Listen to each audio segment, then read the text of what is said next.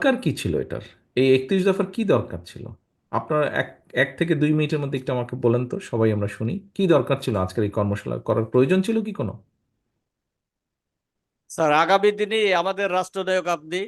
রাষ্ট্র ক্ষমতায় আসার জন্য সারা বাংলাদেশের মানুষ যাতে সুখী শান্তিতে থাকতে পারে। পলিয়ে যাওয়া হাসিনার সরকার দেশের উপরে যে অত্যাচার করেছে, সেই অত্যাচারকে আমরা পিছনে ফেলে নতুন বাংলাদেশ গড়ার লক্ষ্যে আমরা এই 31 দফা মানুষের দ্বারে দ্বারে নিয়ে যাব। আর আমাদের এই যদি আমরা এই 31 দফা বাস্তবায়ন করতে পারি, তাহলে বাংলাদেশ সুখী সমৃদ্ধশালী একটা দেশ হিসেবে উঠে আসতে পারবে। এবং আমাদের কৃষক সমাজ, আমি যে প্রশ্ন আপনার কাছে করেছিলাম, যদি কৃষক বাঁচে তাহলে দেশ বাঁচবে।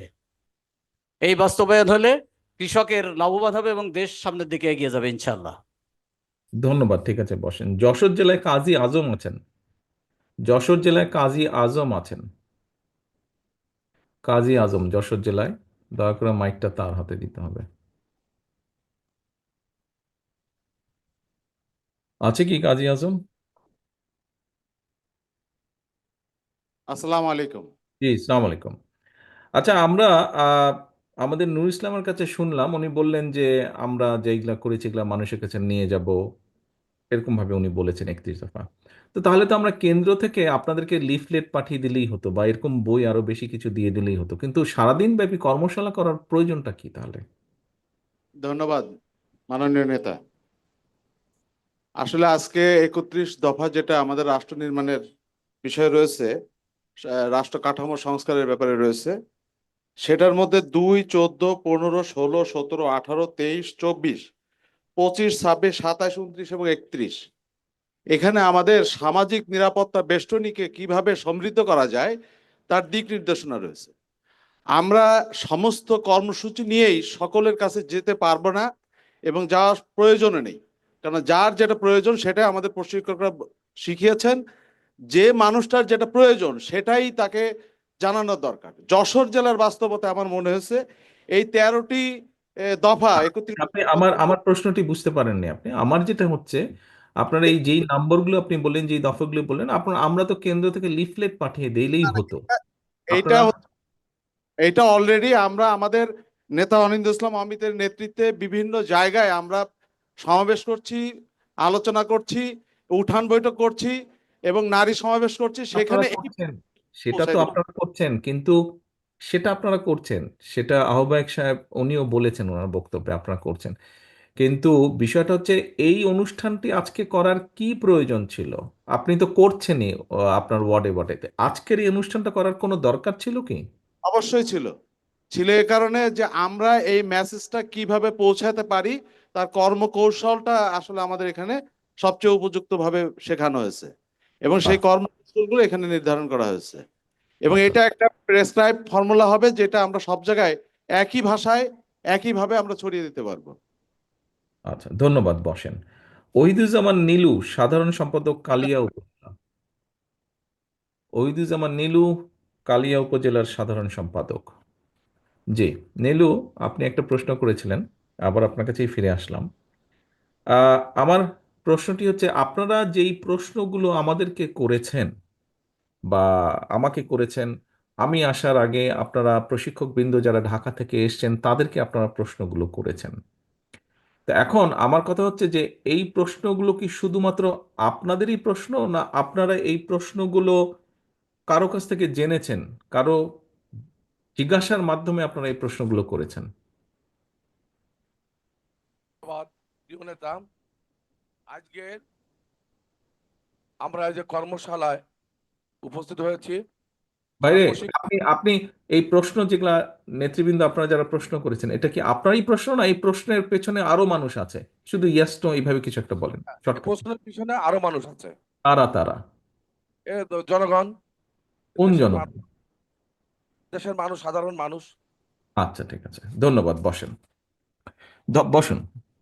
সহকর্মীবৃন্দ, এই যে আমি 3টা প্রশ্ন করলাম আপনাদের কাছে, দেখুন, আমি হয়তো আগামী 5, 10, 15 মিনিট আপনাদের সামনে কিছু কথা বলবো, কিন্তু আপনাদেরকে যেই 3টা প্রশ্ন করেছি আমার পুরো বক্তব্য কিন্তু এর ভিতরে হয়ে গিয়েছে। কি প্রয়োজন ছিল এটির? কাদেরকে নিয়ে করা এই এই আমাদের 31 দফা, কাদের জন্য করা, এবং একই সাথে এই যে আপনারা যে প্রশ্ন করেছেন এটা শুধু আপনাদের প্রশ্ন না, আপনারা আসার সময় আপনাদের এলাকার মানুষ আপনাদেরকে হয়তো বলেছে, অথবা 31 দফা যখন আমরা অফিসিয়ালি লঞ্চ করেছি তারপরে আপনারা আলোচনা করেছেন, সামাজিক অনুষ্ঠানে আলোচনা করেছেন, ধর্মীয় অনুষ্ঠানে আলোচনা করেছেন, পারিবারিক অনুষ্ঠানে আপনারা আলোচনা করেছেন, আচ্ছা বিএনপি তো এরকম দিয়েছে, তোমরা এটা বলো না কেন, সেটা বলো না কেন, বা এটা কি হবে। নিশ্চয়ই এই বিষয়গুলো আপনাদের মধ্যে আলোচনা হয়েছে, হয়েছে না নেতৃবৃন্দ? ইয়েস। আমার যেটা আজকে বলার উদ্দেশ্য, আমাদের এই 31 দফা এটি বাংলাদেশের মানুষের জন্য আমরা তৈরি করেছি। হতে পারে, হতে পারে এখানে কিছু বাদ পড়েছে, হতেই পারে, হতে পারে এখানে নতুন কিছু সংযোজন করা প্রয়োজন। সেজন্যই কিন্তু আমরা বলেছি 31 দফাটি আমরা তৈরি করেছি।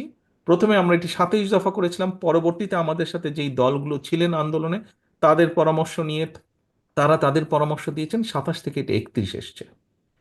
এবং আমরা সাথে এটাও বলেছি যে এর মধ্যে যদি কোনো কিছু বাদ পড়ে, এখানে যেরকম আজকে আপনারা অনেক সদস্য, বেশ কয়েকজন সদস্য কিছু কিছু প্রস্তাব দিয়েছেন, একজন পর্যটনের কথা বলেছেন ডাক্তার সাহেব, কাজে এরকম কিছু যেটা বাদ পড়েছে, প্রবাসীদের ব্যাপারে কিছু জিনিস হয়তো বা বাদ পড়েছে, প্রস্তাবনা আসলে আমরা অবশ্যই সেগুলো বিবেচনা করব এবং এগুলোকে অবশ্যই আমরা আমাদের 31 দফার সাথে অ্যাড করব।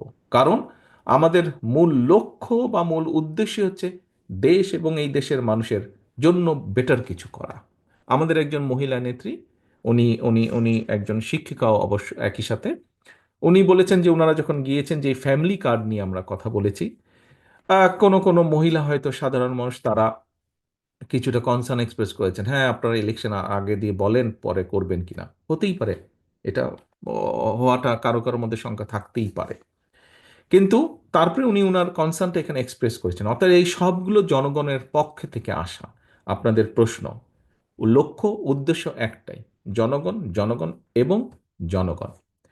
প্রিয় সহকর্মীবৃন্দ, আমি আপনাদের সামনে আজকে একটি কথা রিপিট করতে চাই, যেই কথাটি আমি বেশ কিছুদিন আগে আরেকটি অনুষ্ঠানে বলেছিলাম। দেখুন, এখানে উপস্থিত প্রত্যেকটা মানুষের সাথে বিগত 15 বছর বিভিন্ন রকম অত্যাচার নির্যাতন হয়েছে, অবর্ণনীয় অত্যাচার নির্যাতন হয়েছে অনেকের সাথে।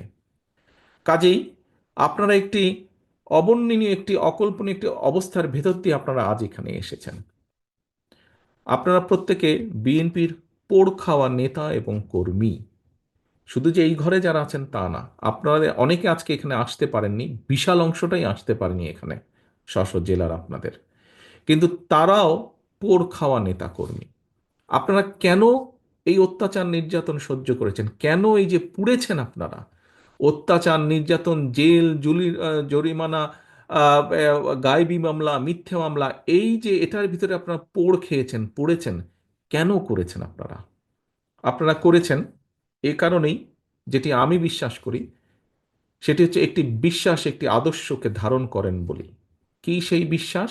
সেই বিশ্বাসটি হচ্ছে দেশ, দেশের মানুষ, দেশের মানুষের গণতান্ত্রিক অধিকার, দেশের সর্বোপরি দেশের মানুষের অধিকারকে প্রতিষ্ঠিত করার জন্য, এটিতে আপনারা বিশ্বাস করেন।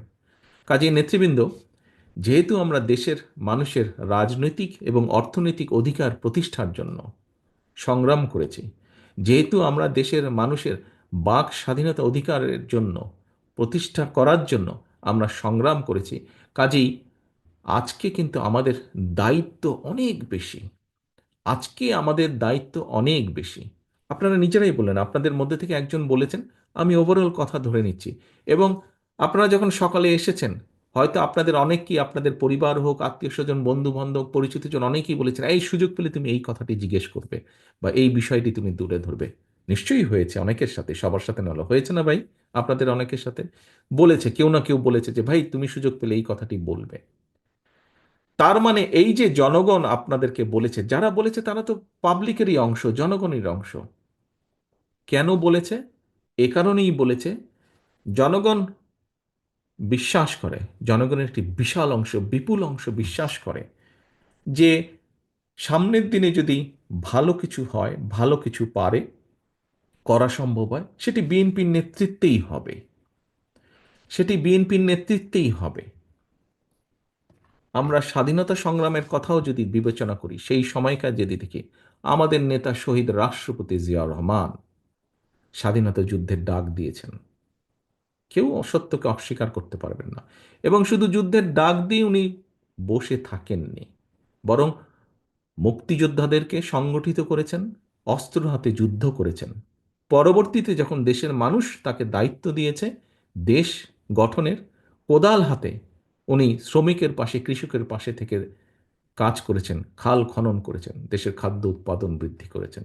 প্রিয় সহকর্মীবৃন্দ, অপরপক্ষে আমরা কি দেখেছি? আমরা দেখেছি কোন কোন রাজনৈতিক দলের কে আমরা দেখেছি ৭১ সাল যদি আমরা বিবেচনা করি, আমরা দেখেছি তারা কিভাবে এদেশের মানুষকে যুদ্ধের মুখে ঠেলে দিয়ে, যুদ্ধকে সঠিকভাবে সংগঠিত না করে বর্ডার ক্রস করে অন্য জায়গায় চলে গিয়েছে।